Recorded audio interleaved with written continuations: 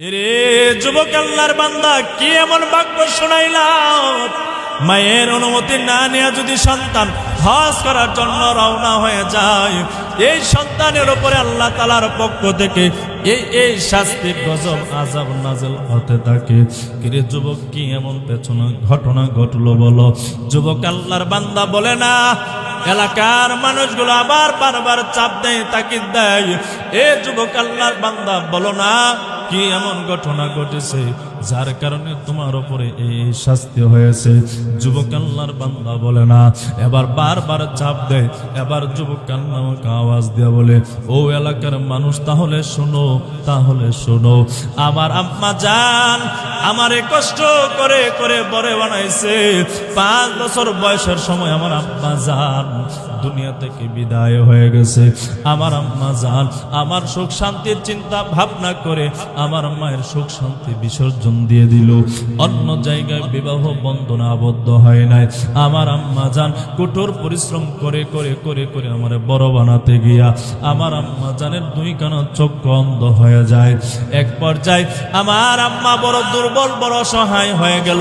10 বছর ধরে ধরে আম্মা জানের খেদমত করে, কিন্তু আমার দিলের মধ্যে বড় তামান্না, বড় ইচ্ছা ছিল, আশা আকাঙ্ক্ষা ছিল, জীবনে একবার খানায়ে কাবা আমি তাওয়াফ করব, নবীজির রওজা মুবারকের সামনে দাঁড়াইয়া নবীর একবার সালাম দেব।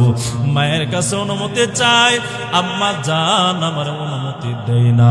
বারবার ডেকে বলে, সন্তান আমার, আমি মা যেদিন দুনিয়াতে থাকবো না, তারপরে আল্লাহ যতবার তৌফিক দেয় হজ করার জন্য যেও।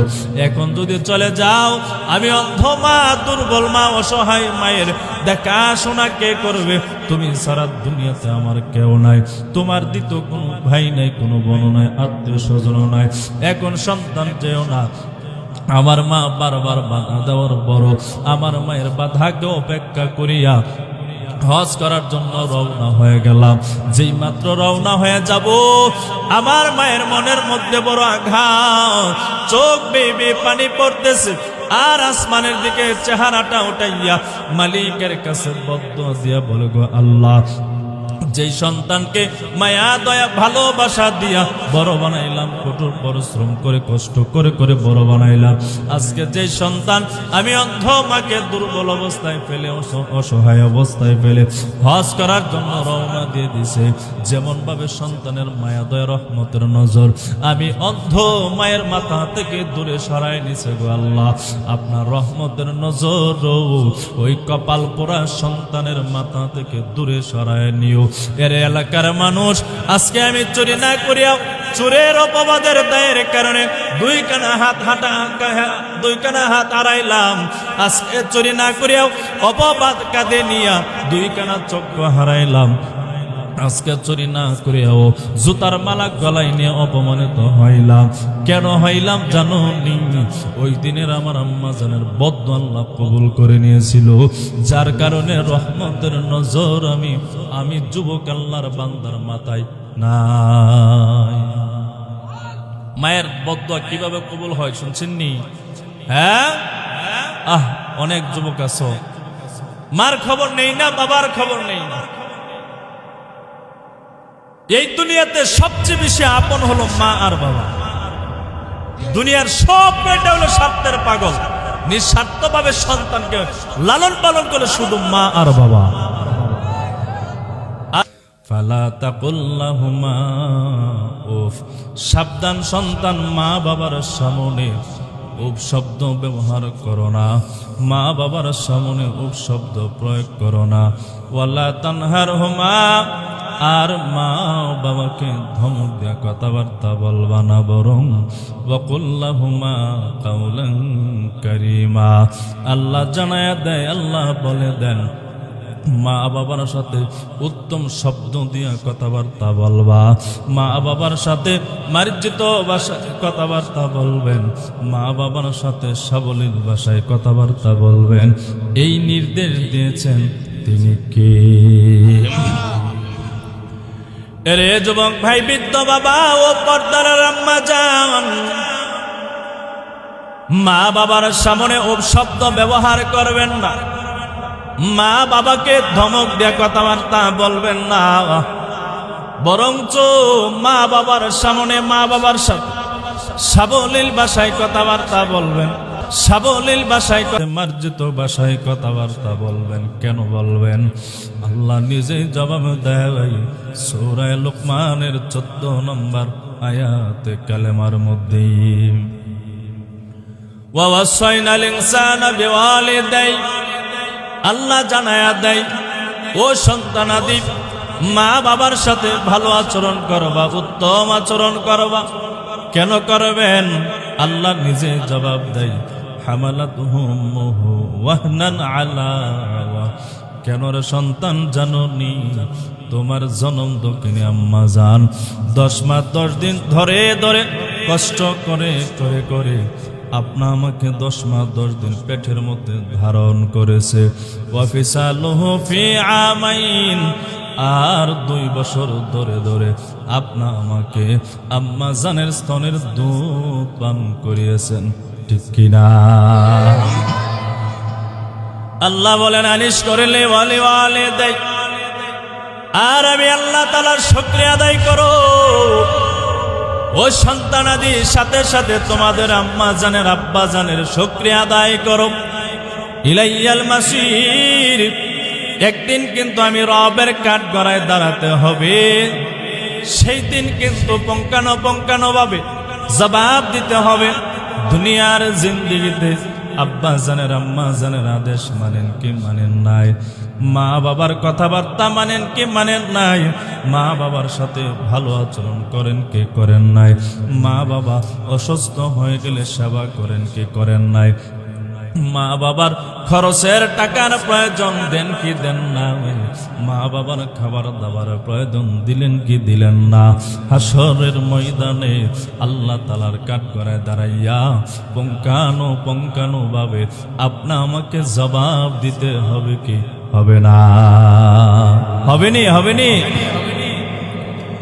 এরে যুবক ভাই, বৃদ্ধ বাবা ও আনন্দপুরের মুসলমান শুনেন, মা বাবা কেমন দামি সম্পদ। নবী আমার তিরমিজি শরীফের হাদিস নাম্বার হলো 1799 নাম্বার অথবা 1900 নাম্বার হাদিস। নবীর সাহাবী আন আব্দুল্লাহ ইবনে আমর রাদিয়াল্লাহু তাআলা আনহু قال قال رسول الله صلى الله عليه وسلم رضا الرب في رضا الوالد وسخط الرب في سخط الوالد। নবী আমার জানায়া দেয় রিজার রাব্বি ফি রিজাল ওয়ালিদ, সন্তানের উপরে মা বাবা খুশি তো আমার আল্লাহ খুশি। ওয়া সাখাতুর রাব্বি ফি সাখাতিল ওয়ালিদ, আর ওই সন্তানের উপরে মা বাবা বেজার তো আমার আল্লাহ বেজার। সন্তানের উপরে মা বাবা খুশি, মা বাবার খুশিতে খুশি হয়ে যান তিনি কে? আর সন্তানের উপরে মা বাবা বেজার, মা বাবার বেজারে বেজার হয় তিনি কে? আরে যুবক ভাই শোনো, ভালো করে শোনো, নবী আমার জানায়া দেয় কোন সন্তান যদি মা বাবার চেহারার দিকে মায়া দয়া ভালোবাসার নজর দিয়া, রহমতের নজর দিয়া যদি তাকায়, আল্লাহ তাআলা ওই সন্তানের আমল নামায় প্রত্যেকটা চাওয়ার বিনিময়ে আল্লাহ সন্তানের আমল নামায় কবুল হজর সওয়াব লিখে দেয়।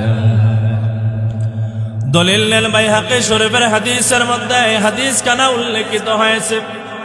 নবীর সাহাবী আন আব্দুল্লাহ ইবনে আব্বাস রাদিয়াল্লাহু তাআলা আনহুমা قال قال رسول الله صلى الله عليه وسلم ما من ولد بار ينظر الى والديه نظرة رحمة।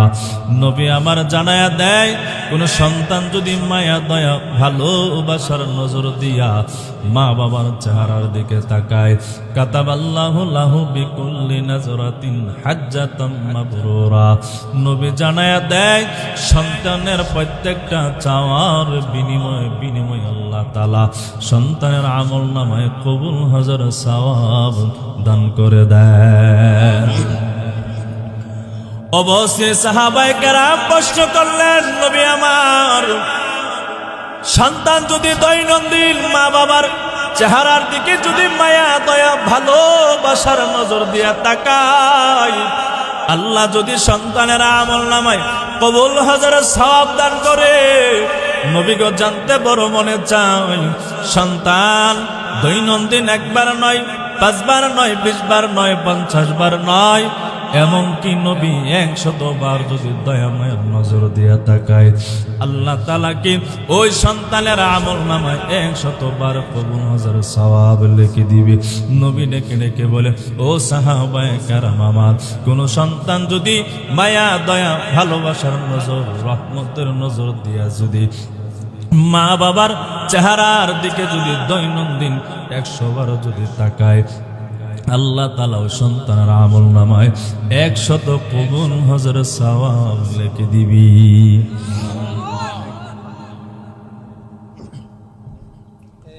মায়া দয়া ভালোবাসার নজর দিয়া যদি সন্তান মা বাবার চেহারার দিকে তাকায়, কবুল হাজার সওয়াব সন্তানের আমল নামায় দান করে, তিনি কে? সবাই বলেন না, সকলে মন থেকে বলেন না বাবা, আল্লাহর নামটা কে?